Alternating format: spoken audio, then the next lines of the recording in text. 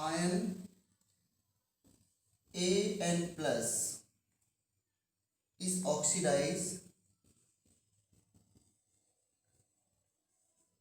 to AO3 minus by MnO4 minus.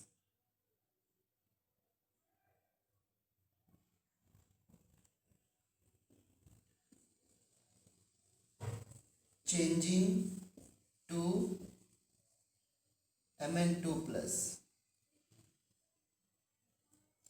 in acidic medium.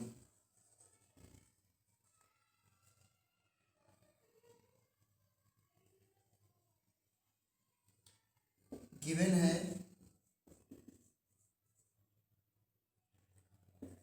2.68 into 10⁻³ mole of An plus requires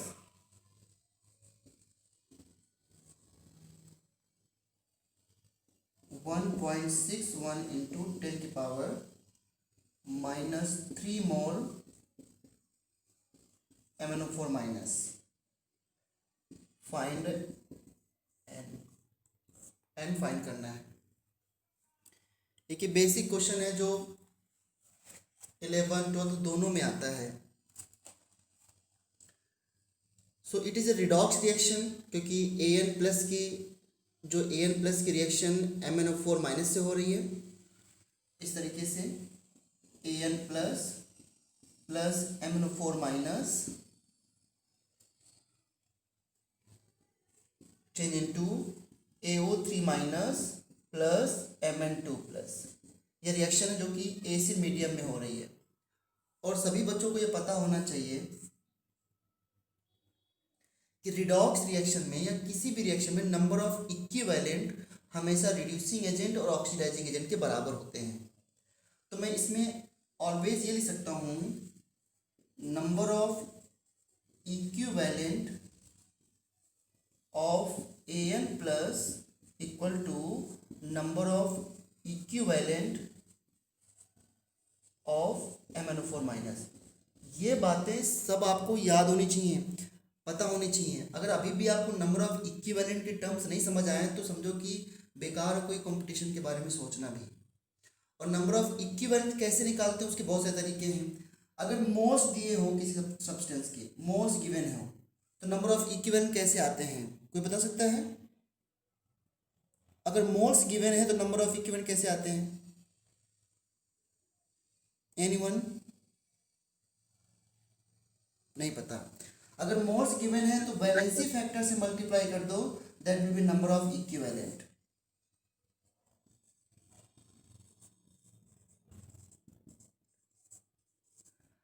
अगर compound की molarity given है, sorry normality given है, तब number of equivalent कैसे आते हैं? तो नॉर्मेलिटी का फॉर्मूला क्या होता है? Normality equal to number of equivalent divided volume in litre. तो नॉर्मेलिटी को वॉल्यूम लीटर से मल्टीप्लाई कर दो, तो ये क्या आ जाता है? Number of equivalent. ओके। और अगर कंपाउंड की मोलैरिटी गिवन है, मोलैरिटी, तब कैसे आता है नंबर ऑफ इक्विवेलेंट? तो पहले मोलैरिटी को किस में कन्वर्ट करना पड़ता है? नॉर्मेलिटी में। तो मोलैरिटी अगर गिवन है तो मोलैरिटी इनटू वैलेंसी फैक्टर क्या होता है? नॉर्मेलिटी। और इनटू वॉल्यूम क्या हो जाएगा? Number of equivalent. प्लीज़ बच्चों, अगर ये चीज़ें इतनी कंपटीशन तैयारी करते हो, अगर ये चीज़ें आपको अभी तैयार नहीं है या इवन बोर्ड एग्जाम के लिए, तो भी कोई फ़ायदा नहीं है। ये कंसेप्ट आपको पता होना चाहिए। नंबर ऑफ इक्विवेलेंट का मतलब होता है पॉजिटिव चार्ज या नेगेटिव चार्ज। और आपको सभी को पता है कि एक पॉजिटिव चार्ज एक ही नेगेटिव चार्ज से रिएक्ट कर सकता है ऑलवेज। क्या एक पॉजिटिव चार्ज दो नेगेटिव चार्ज को न्यूट्रलाइज कर सकता है? कभी ये पॉसिबल है क्या? No sir. नहीं ना। तो ध्यान रखना, one positive charge correspond to one equivalent. दो पॉजिटिव चार्ज दो इक्विवेलेंट। इसलिए किसी भी रिएक्शन में न्यूट्रलाइजेशन, रिडॉक्स या any reaction, number of equivalent जो होते हैं वो दो रिएक्टेंट के बराबर ही रिएक्ट कर सकते हैं। ऑलवेज, ये हमेशा ट्रू है।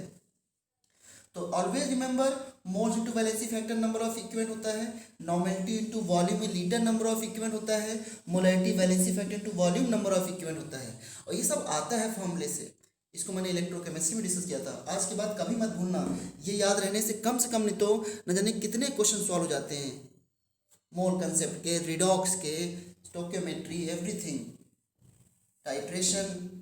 तो चलो, अब number of equivalent of A N plus क्या होंगे बताइए। ए एन प्लस की मोल्स क्या है, ये गिवन है बच्चों मोल्स ए एन प्लस के। तो मैं क्या लिखूंगा, 2.68 इंटू 10⁻³ ये इसकी मोल्स हो गए, इंटू ए एन प्लस का वैलेंसी फैक्टर क्या होगा बताइए।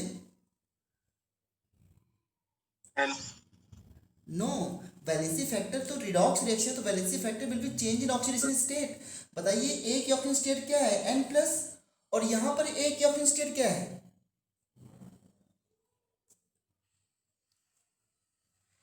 प्लीज आप लोग आंसर किया करो यार। +5, हाँ +5, यहां पर +5 है, तो चेंज इन ऑक्सीडेशन स्टेट क्या आया,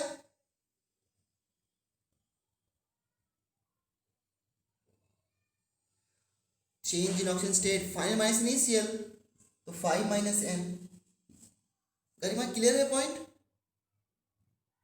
Yes, sir. हाँ, number of moles into valency factor equal to number of equivalent of MnO4-।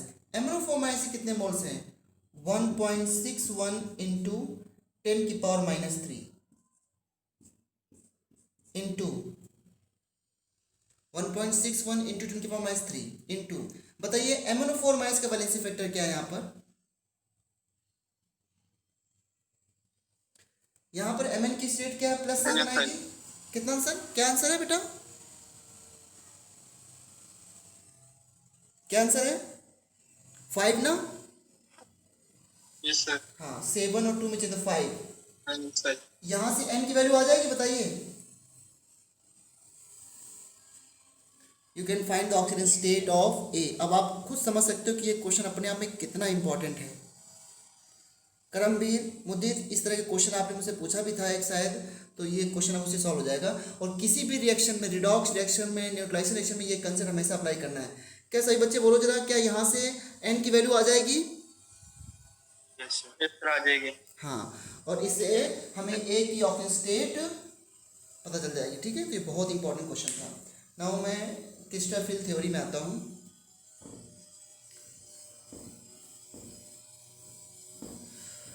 We have done isomerism in coordination compound. हम लोगों ने आइसोमेरिज्म कर लिया है, स्टीरियो और क्या नाम उसका, स्ट्रक्चर आइसोमेरिज्म, दोनों आइसोमेरिज्म हम लोग कर चुके हैं। एक दो क्वेश्चन के बाद मैं आगे आपसे पूछता हूँ।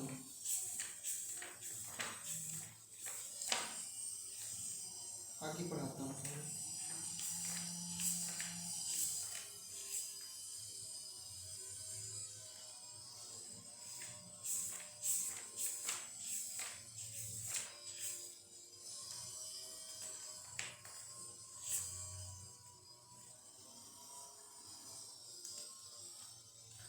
जैसे जल्दी से तो क्वेश्चन मुझे बताओ मुझे,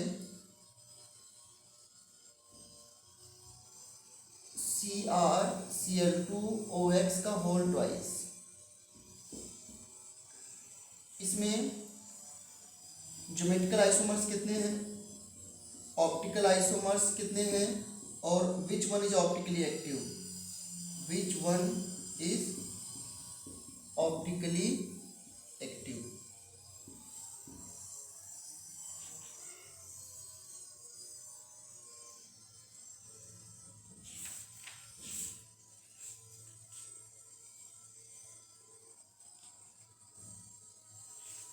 क्या आंसर होगा इसका, 2. ज्योमेट्रिकल आइसोमर्स में कितने बनेंगे, 2 बनेंगे ना, सिस और trans, Yes, sir. Cis and trans इसके 2 बनेंगे। मैंने इसी तरह एग्जाम्पल EN लेकर बताया था। और ऑप्टिकल भी कितने बनेंगे, 2। कौन सा ऑप्टिकली एक्टिव होता है, सिस या ट्रांस, कौन सा फॉर्म ऑप्टिकली एक्टिव होता है बेटा? Yes. सिस। हाँ, तो सिस वन इज ऑप्टिकली एक्टिव, इसलिए सिस का डेक्स्ट्रो बनेगा और सिस का क्या बनेगा? लीवो। और आपस में क्या होंगे? Mirror image. अच्छा, टोटल स्टीरियो आइसोमर्स कितने होते हैं इसके? Total stereo isomers 3। हाँ, वेरी गुड। सिस ट्रांस, सिस का डेस्ट्रो, सिस का लीवो, तो 3 और 1, सॉरी 1 2 3। तो which one is optically active? The answer is cis one. Cis one is optically active.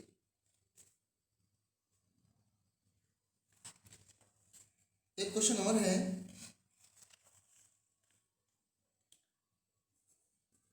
एक कॉम्प्लेक्स है Mn Br4 2 माइनस, और इस कॉम्प्लेक्स का मैग्नेटिक मोमेंट जो है वो 5.9 है बच्चों। तो बताना है what is geometry, what is geometry of the complex.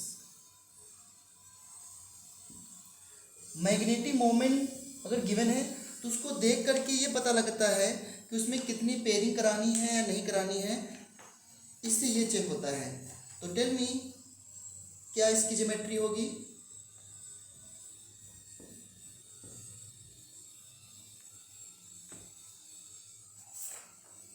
तो 5 अनपेयर्ड इलेक्ट्रॉन होंगे। Very good, very good. से DsP2। DsP2, okay. अभी मैं चेक करता हूँ, मुझे आंसर नहीं पता है।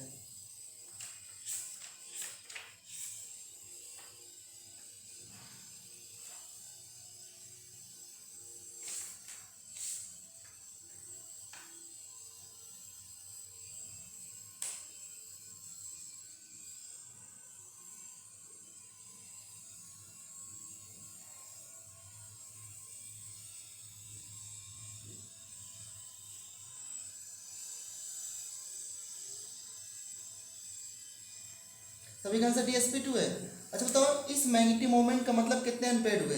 तो आपको पता है मैग्नेटिक मोमेंट जो होता है अंडर रूट n+2, ठीक है। कितना हो गया है? 5.9 under root n+2। Square planar भी हो सकता है ना? अभी मैं चेक करता हूँ बेटा, अभी मैं चेक करता हूँ। So okay. अब देखो, यहाँ पर इसको क्वालिटी इक्वेशन ही बनाना है। n की वैल्यू पुट करके देखो कितना क्या आ सकता है। अगर मैं n की वैल्यू 1 पुट करता हूँ तो इट विल बी √3, तो 1.73 आ जाएगा। n की वैल्यू 2 पुट करूंगा तो ये √8, उसकी वैल्यू 2.82 होगी, क्योंकि ये √2 होता है। और n की वैल्यू अगर मैं 5 पुट करूँ, 5, तो कितना आ गए? 5 + 2 √35, जो कि अप्रॉक्सीमेट कितना हो जाएगा? 6, है नहीं? या सॉरी, हाँ 5.9 यही आ जाएगा। 5.9 क्योंकि 6 है, 6 का मतलब 5.9। तो इस कॉम्प्लेक्स में कितने अनपेयर्ड हैं? 5 अनपेयर्ड है ना। अब देखो, Mn 5 अनपेयर्ड है, और इसमें Mn की ऑक्सीडेशन स्टेट कितनी आएगी? +2 आएगी। तो लिखते हैं जरा, Mn लास्ट में क्या होता है? 3d5 4s2, और Mn सेकेंड स्टेट में है तो Mn सेकेंड क्या हो जाएगा? 3d5 4s0। 3d5 जो है इस तरीके से होगा, ये 3d5 है और ये 4s है। क्या मुझे यहाँ पर एक भी पेयरिंग करानी है क्या? 4s 4p 3d5, क्या यहाँ पे मैं पेयरिंग करा सकता हूँ? नहीं, वीक फील्ड लीजेंड है। हाँ, वीक फील्ड लीगेंड है। क्यों? क्योंकि इसने देखो, लीगेंड हमको ना भी पता होता है कि वीक फील्ड है, स्ट्रॉन्ग फील्ड लीगेंड है, लेकिन मैग्नेटिक मोमेंट तो हमको यही मैच कराना है ना। और 5 अनपेयर रखने हैं, तो 5 अनपेयर तभी हो सकते हैं जब पेयरिंग नहीं कराई जाए। तो इसका मतलब है कि हम यहाँ से लोन पे भरना स्टार्ट कर देंगे। तो DsP2 तो नहीं हो सकता हर्षिता, DsP2 नहीं हो सकता, इसका आंसर sp3 होगा, टेट्राहेड्रल। Okay sir. हाँ, ये अच्छे क्वेश्चन है। जब मैग्नेटिक मोमेंट दे करके पूछता है कि क्या ज्योमेट्री होगी, तो मैग्नेटिक मोमेंट से ये चेक करना पड़ता है कि पेयरिंग करानी है कि नहीं करानी है।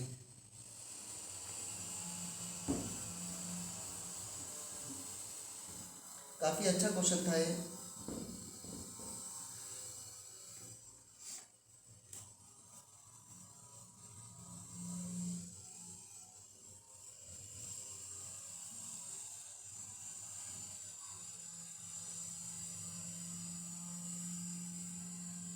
देखो अजीब तरीके से क्वेश्चन पूछते हैं। अभी अभी ये रिसेंटली क्वेश्चन आया था, प्लेटिनम Cl NH3 NH2OH और Py पूछा था कि इसके कितने ज्योमेट्रिकल आइसोमर पॉसिबल हैं। क्या इस क्वेश्चन को हम लोग कर नहीं चुके हैं बच्चों?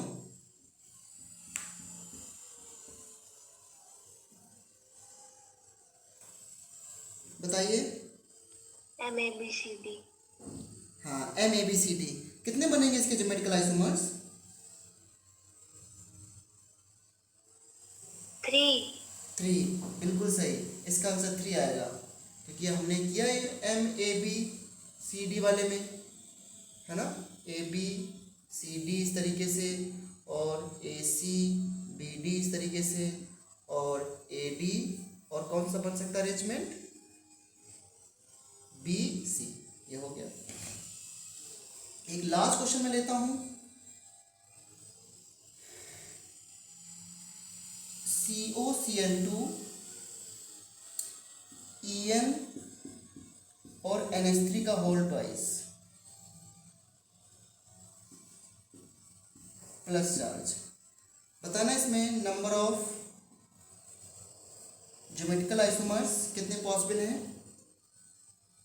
Total number of optical isomers कितने पॉसिबल हैं, ऑप्टिकल आइसोमर्स और टोटल आइसोमर्स कितने पॉसिबल हैं। ये अच्छा क्वेश्चन है, टोटल आइसोमर्स। ठीक है, इसको ट्राई करना, ये आपको होमवर्क है, मुझे आंसर बता देना इसका। अब मैं आगे आपको पढ़ाता हूँ उसके।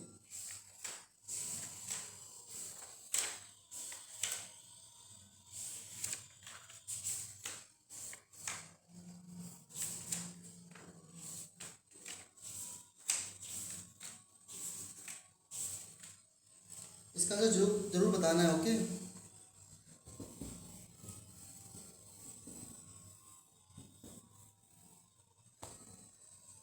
नेक्स्ट थ्योरी हम आते हैं, इसका नाम है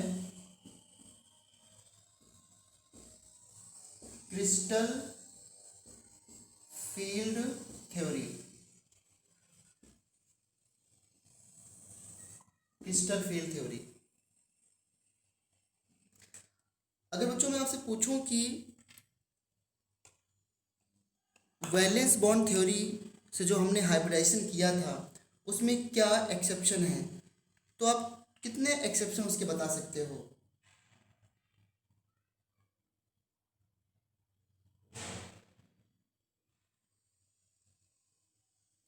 देखो ध्यान से, वैलेंस बॉन्ड थ्योरी में हमने स्ट्रॉन्ग फील्ड लिगेंड के बारे में, वेरी गुड। हाँ, एक्चुअली हमने क्रिस्टल फील्ड थ्योरी की हेल्प ली थी ना, क्योंकि वैलेंस बॉन्ड थ्योरी ने ऐसा कुछ नहीं बताया था कि ये लिगेंड स्ट्रॉन्ग फील्ड है, ये लिगेंड वीक फील्ड है।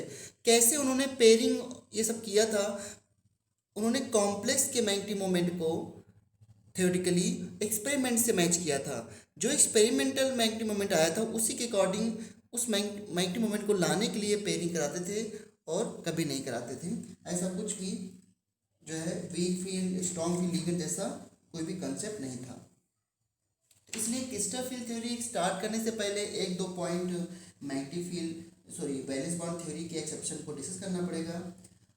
इससे पहला पॉइंट मैं यही कहना चाहूँगा कि दिस जो वीवीटी के बारे में बता रहा हूँ मैं, है ना, लिमिटेशंस ऑफ वीवीटी। क्या लिमिटेशंस है? Number 1, it does not distinguish between weak field and strong field ligands। Okay, weak field और स्ट्रॉन्ग फील्ड लिगेंड को ये डिस्टिंग्विश नहीं करता है।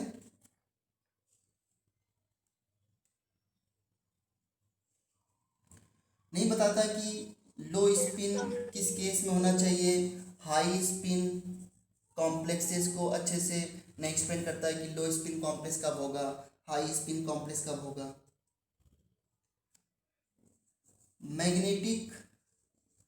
मैग्नेटिक बिहेवियर क्लियरली एक्सप्लेन नहीं होता है। ज़बरदस्ती मैच करने की कोशिश करते हैं। एक बड़ी इंपॉर्टेंट पॉइंट था colour of the complex. Colour of the complex जो है वो भी अच्छे तरीके से एक्सप्लेन नहीं होता है बाय वैलेंस बॉन्ड थ्योरी। और एक बात अगर बच्चों आपको याद हो कि कोबाल्ट+3 के साथ जब हमने अमोनिया लिया था CONH3 whole thrice 3+ and cobalt NH3 का होल 6 2+, तो याद करो इसका हाइब्रिडेशन हम लोगों ने किया था D2sp3 और इसमें हाइब्रिडेशन किया था sp3d2, रिमेंबर। तो यहाँ पर हमने अमोनिया को स्ट्रॉन्ग लिगेंड लिया था और यहाँ पर अमोनिया को क्या लिया था हमने, वीक फील्ड। तो ये भी एक्सप्लेन नहीं करता है कि ऑक्सीडेशन स्टेट बढ़ने से कैसे लिगेंड जो है स्ट्रॉन्ग फील हो जाता है। ठीक है, सो हाउ जो है oxidation play important role to determining the ligand field in strength, ये भी नहीं बता पाते हैं। आपने देखा था कि जो एक कॉम्प्लेक्स था CuNH3 का होल 4, याद है इस कॉम्प्लेक्स में, तो ये कॉम्प्लेक्स DsP2 हो गया था और इसमें हमने एक अनपेयर इलेक्ट्रॉन्स को D से 4p में शिफ्ट कर दिया था, कुछ याद है, तब ये DsP2 हो गया था। Yes sir. हाँ, तो ये सारे जो हैं वो इन्होंने क्या ले रखे हैं, क्या बोलते हैं इसको, एक्सेप्शन ले रखे हैं जिनको एक्सप्लेन नहीं किया गया। तो इसलिए crystal field theory came into picture to explain all this effects. लेकिन एक बात और है कि क्रिस्टल फील्ड थ्योरी हमारे सिलेबस में इतना ज़्यादा है भी नहीं, तो हमें वैलेंस बॉन्ड थ्योरी तक ही लिमिटेड रहना था, यानी कि इन एक्सेप्शंस को याद करके ही रखना था। बट फिर भी हम क्रिस्टल फील्ड थ्योरी को थोड़ा सा जितना गिवन है उससे ज़्यादा पढ़ेंगे। देखो, कोई भी थ्योरी आती है तो पहले उसके एजम्पशंस आते हैं। क्रिस्टल फील्ड थ्योरी के बहुत सारे एजम्पशंस हैं, बट हम एक दो एजम्पशंस पढ़ेंगे जो हमारे लिए इम्पोर्टेंट है, जो कि नंबर 1 एजम्पशन है कि यहाँ पर the bonding between central metal atom and ligands is ionic bonding, या इसको कह सकते हैं electrostatic force. Valence bond theory में ये बताया गया है कि मेटल और लिगेंड के बीच में कोऑर्डिनेट बॉन्ड बनता है, यानी कि कोवैलेंट बॉन्ड है, कोवैलेंट बॉन्ड।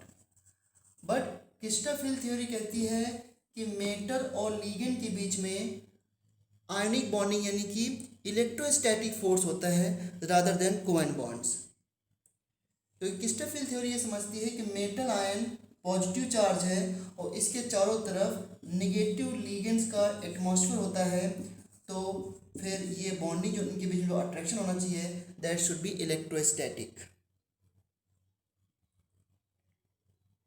अब लिगेंड के पास लोन पेयर है तो उस फोर्स का नाम हो जाएगा आयन डाइपोल फोर्स, और लिगेंड के पास नेगेटिव चार्ज है तो इस फोर्स का नाम हो जाएगा कूलम्बिक फोर्स।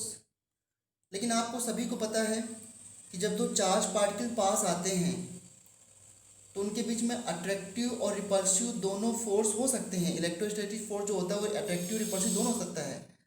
तो इसलिए क्रिस्टल फील्ड थ्योरी का दूसरा एजम्पशन ये था, बहुत ध्यान सुनना, दूसरा एजम्पशन ये था कि when metal and ligands combine,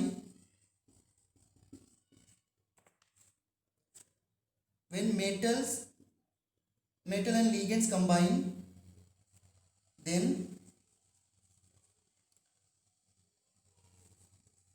electrostatic force of attraction and repulsion both takes place। समझे? जब मेटल लिगेंड कंबाइन करते हैं टू फॉर्म कॉम्प्लेक्स, यहाँ पे टू फॉर्म कॉम्प्लेक्स होगा, then electrostatic force of attraction and repulsion both role play करते हैं।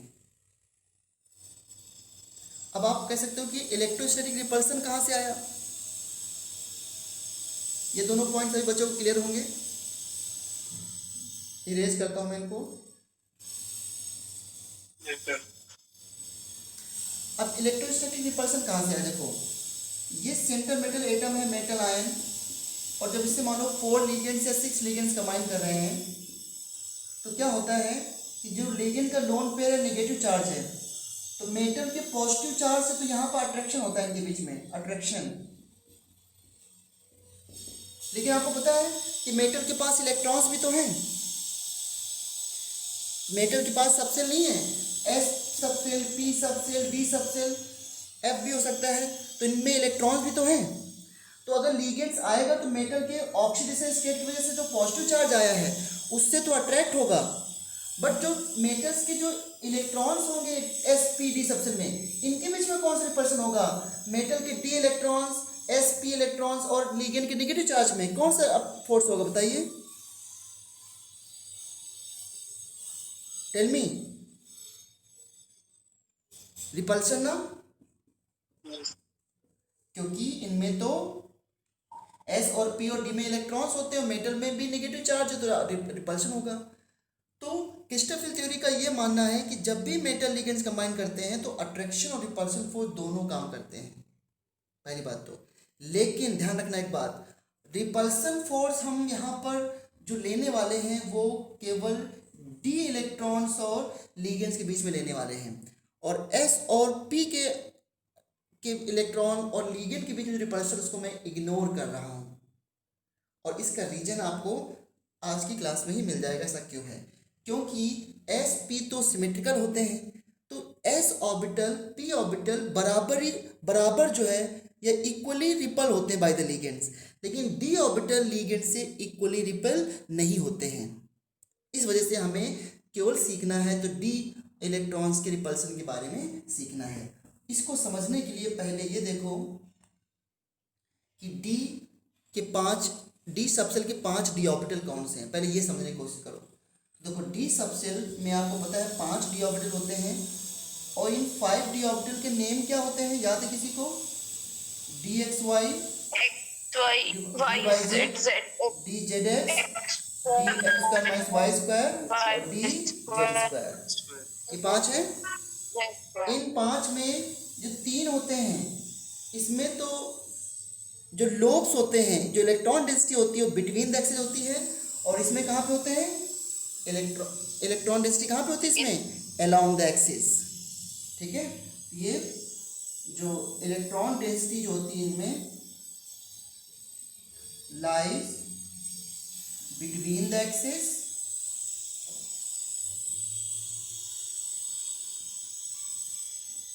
और इसमें along the axis, along the axis में इलेक्ट्रॉन डेंसिटी लाई करती है।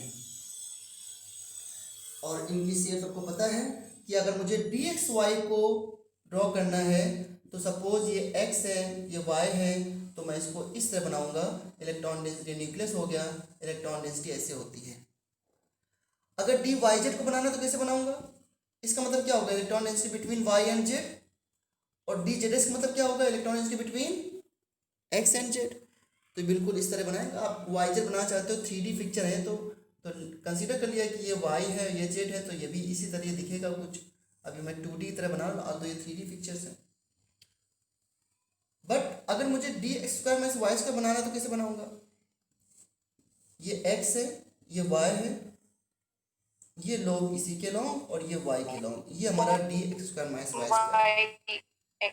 हाँ, तो इलेक्ट्रॉन डेंसिटी जो है एक्स और वाई के लॉन्ग है, और जब डी जेड स्क्वायर बनाएंगे हम लोग तो डी जेड स्क्वायर में इसको बेबी सूथर से बोलते हैं, ठीक है। तो ये हमारा जेड एक्सिस है और इसमें इस तरीके से बनाते हैं डी ऑर्बिटल, और इसके बीच में ये इस तरीके से इलेक्ट्रॉन क्लाउड न्यूक्लियस चारों तरफ ऐसे प्रेजेंट होता है और इस शेप में भी होता है, that is D Z square.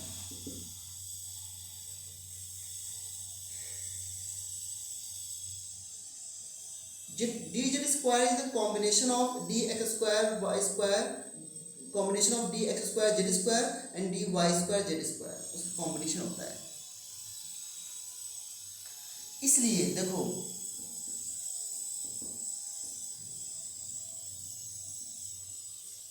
समझो ध्यान से, अब कुछ इंपॉर्टेंट पॉइंट बोल रहा हूं। जब metal atom, central metal atom ligand से कंबाइन करता है, सपोज n लीगेंड्स हैं और कॉम्प्लेक्स बनाता है MLN, इस तरह कॉम्प्लेक्स बनाता है। इसके ऊपर कुछ ऑक्सीजन स्टेट आएगी, कुछ प्लस चार्ज मैंने लिख दिया। सो देखो, before combination of central metal atom with ligands, all d orbitals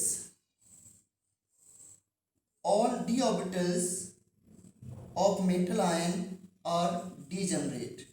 You know what is degenerate orbital? Same energy. Same energy. All d orbital जो होते हैं वो डीजनरेट होते हैं बच्चों। लेकिन जैसे ये लीगेंड से कंबाइन करता है n लीगेंड से, तो सभी d ऑर्बिटल की जो एनर्जी होती है वो एक्साइटमेंट की वजह से बढ़ती है, क्योंकि कॉम्बिनेशन होने जा रहा है। तो ये सभी की एनर्जी इंक्रीज हुई because they are ready to make complex. उसके बाद क्या होता है कि जब लीगेंड काफ़ी क्लोज हो जाता है तो degeneracy of the d orbital broken, और इस तरीके से ये दो पार्ट में टूट जाती है। तीन एक जैसे हो जाते हैं और दो एक जैसे ऑर्बिटल, तीन एक जैसे और दो एक जैसे हो जाते हैं। अब ये तीनों ऊपर दो नीचे भी हो सकते हैं, बट ये डीजनरेसी ब्रेक हो गई। अब ये ऐसा क्यों हुआ? ऐसा इसलिए हुआ क्योंकि 3 ऑर्बिटल्स d के एक जैसे हैं और 2 ऑर्बिटल एक जैसे हैं। तो कॉम्प्लेक्स फॉर्म होने के बाद 2 की एनर्जी सेम होती है और अदर 3 की एनर्जी सेम होती है, बट इनमें आपस में एनर्जी का डिफरेंस होता है। That means dx² minus dy² और dz², इन दोनों की energy no longer remain same with dxy, dyz और dzx। इस तरीके से d ऑर्बिटल का ब्रेक होना is called crystal field splitting.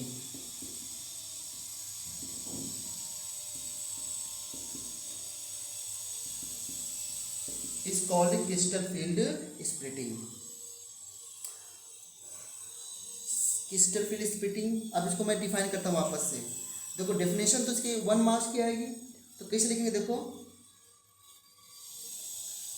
Initially all d orbitals are degenerate. Initially all metal d orbitals are degenerate. During formation of complex, the degeneracy of metal d orbitals is broken due to repulsion between metal d electrons and ligand negative charge is called crystal field splitting. आप में से कोई मुझे ये बता सकता है कि रिपल्सन किसके बीच में हुआ था? जब मेटल लीगेंड से कंबाइन करता है तो रिपल्सन किसके बीच में होता है? लिगेंड्स और मेटल के डी इलेक्ट्रॉन्स में। हाँ, बिल्कुल सही। और इस रिपल्सन की वजह से क्या सभी d ऑर्बिटल इक्वली रिपेल्ड होंगे? टेल मी, क्या सभी d ऑर्बिटल लिगेंड्स के नेगेटिव चार्ज से इक्वली रिपेल होंगे? नहीं। क्यों? क्योंकि 5 d ऑर्बिटल में 3 एक जैसे हैं, 2 एक जैसे हैं, तो इसलिए इक्वली रिपेल नहीं होते हैं और इसलिए इन d ऑर्बिटल के बीच में एनर्जी गैप आ जाता है। इसे बोलते हैं क्रिस्टल फील्ड स्प्लिटिंग। तो एक बार मैं फिर से डिफाइन करता हूँ क्रिस्टल फील्ड स्प्लिटिंग को। क्या होती है crystal field splitting? Initially, all metal d orbitals are degenerate. During formation of complex, the degeneracy of metal d orbitals is broken. This is due to repulsion between metal d electrons and ligands negative charge. This is called crystal field splitting. कौन define करेगा इसको?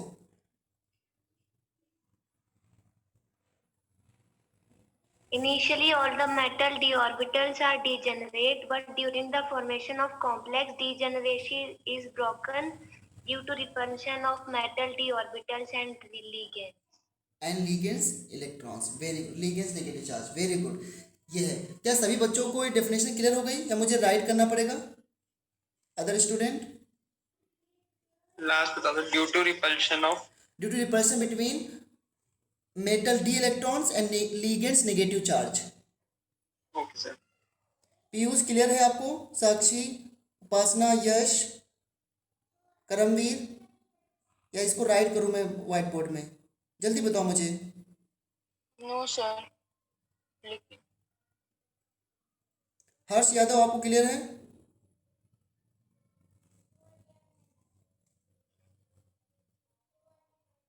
हर्ष, आदित्य,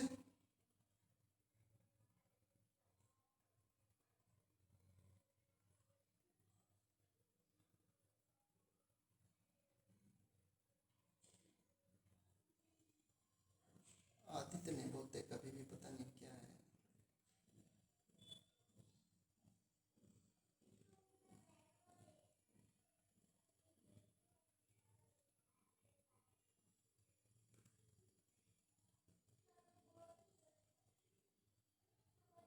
चलो ठीक है। सो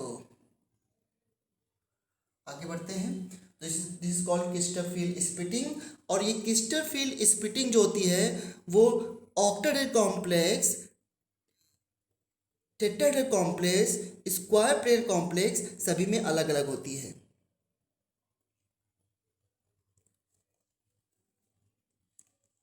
ठीक है, इसलिए अब हम इसको पढ़ते हैं एक एक करके। सबसे पहले पढ़ेंगे क्रिस्टरफील्ड स्प्लिटिंग इन ऑक्टेहेड्रल कॉम्प्लेक्स।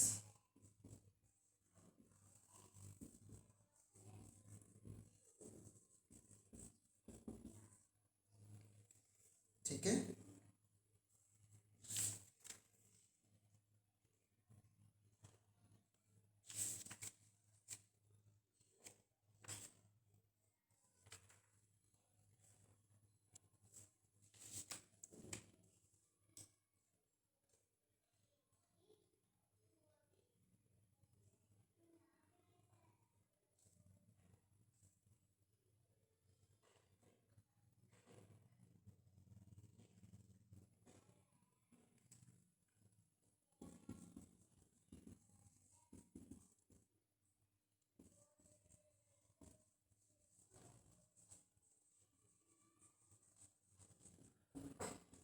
ठीक है। तो ऑक्टेहेड्रल कॉम्प्लेक्स में क्वार्ट्स नंबर कितना होना चाहिए लिगेंड्स का? 6। इसलिए इसमें मेटल आयन से 6 लिगेंड्स कंबाइन करेंगे। ये सेंटर मेटल एटम है, इसके ये 5d ऑर्बिटल्स हैं, 6 लिगेंड्स कंबाइन कर रहे हैं। और जब 6 लिगेंड कंबाइन करते हैं तो इनिशियली सभी की एनर्जी इंक्रीज होती है एंड बाद में ऑक्टेहेड्रल में 3 की एनर्जी डाउन हो गई और 2 की एनर्जी रेज हो गई। एवरेज एनर्जी सबकी सेम है। जो ये 2 की एनर्जी रेज हुई है ये है आपके D X square minus Y square D Z square, और ये है D X Y D Y Z और डी जेड एक्स। इन तीनों की आपस बराबर है। इन तीनों को बोलते हैं T2G ऑर्बिटल्स, और इन दोनों की जिनकी सेम है इसे बोलते हैं EG ऑर्बिटल्स। अब क्वेश्चन ये है कि ऑक्टेहेड्रल में 2 की एनर्जी रेज और 3 की डाउन क्यों, ये ऊपर क्यों नहीं है? तो सभी बच्चों को पता होना चाहिए कि ऑक्टेहेड्रल कैसे बनता है। आपको पता है कि सेंटर मेटल एटम है और ये आपका ऑक्टेहेड्रल है, और ये लिगेंड्स देखो 6 लिगेंड्स आए हैं इससे बॉन्डिंग करने के लिए विद नेगेटिव चार्ज या लोन पेयर। तो आपको पता है कि ये इस तरह बीच में स्क्वायर पेयर बन जाता है। ये हमारी डी जेड स्क्वायर एक्स होती है और ये हमारा D X square minus D Y square होता है। तो ऑक्टेहेड्रल में बॉन्ड जो फॉर्म होते हैं, bonds are formed along the axis। जो ऑक्टेहेड्रल है वहाँ पर बॉन्ड जो होते हैं बच्चों वो along the axis फॉर्म होते हैं। तो अगर bond along the axis form होंगे ऑक्टेडल में, तो बताइए लिगेंड्स को किस डी ऑर्बिटल की ज़्यादा क्लोज होना है? अलोंग द एक्सिस वाले डी ऑर्बिटल की ज़्यादा क्लोज होना है या बिटवीन द एक्सिस वाले डी ऑर्बिटल की ज़्यादा क्लोज होना है? टेल मी।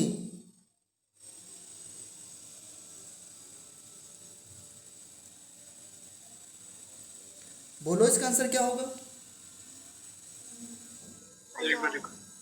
क्वेश्चन ये है कि ऑक्टेडल कॉम्प्लेक्स में जो बॉन्ड्स बनते हैं वो अलोंग द एक्सिस बनते हैं।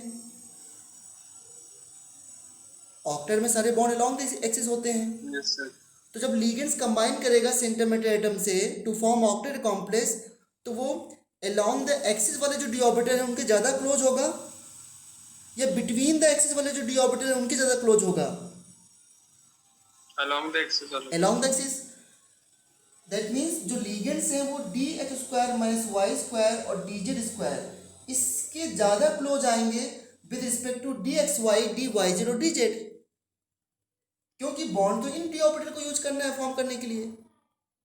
लिगेंड का लोन पेयर ये लोग एक्सेप्ट करेंगे, तो फिर रिपेल ज़्यादा कौन होंगे? जब लिगेंड जिसके ज़्यादा क्लोज आएगा तो डी ऑर्बिटल, कौन से डी ऑर्बिटल के इलेक्ट्रॉन ज़्यादा रिपेल होंगे? D X square minus Y square D Z square के या D X Y D Y Z D Z के? लिगेंड जिस डी ऑर्बिटल के ज़्यादा क्लोज होगा वही उन्हीं के डी ऑर्बिटल को ज़्यादा इलेक्ट्रॉन ज़्यादा रिपेल करेगा। यस या नो? Yes sir. इसलिए ये तो डी ऑर्बिटल की एनर्जी क्या हो जाती है? रेज हो जाती है, और ये एवरेज एनर्जी से कम हो जाते हैं। टोटल एनर्जी इस पॉइंट पे जानते हो क्या है? जीरो है। इस जहाँ पे टोटल एनर्जी जीरो होती है इसे बोलते हैं बैरी सेंटर। बैरी सेंटर या इसको बोलते हैं ग्रेविटी सेंटर। यहाँ पर टोटल एनर्जी का सम जीरो है। एनर्जी कहीं कोई बाहर से नहीं आई है, ये टोटल एनर्जी थी। यहाँ पर एवरेज एनर्जी, ये टोटल एवरेज एनर्जी जो है इनकी एवरेज एनर्जी से बढ़ गया है, ये घट गया है, तो टोटल एनर्जी के सम अभी भी जीरो है। अब इन दोनों की एनर्जी रेज क्यों हुई है? क्यों? क्योंकि ऑक्टेट जो लिगेंड्स हैं वो अलोंग द एक्सिस वाले डी ऑर्बिटल के ज़्यादा क्लोज हो रहे हैं, तो they are repelled by more by the ligands than the orbital between the axis. So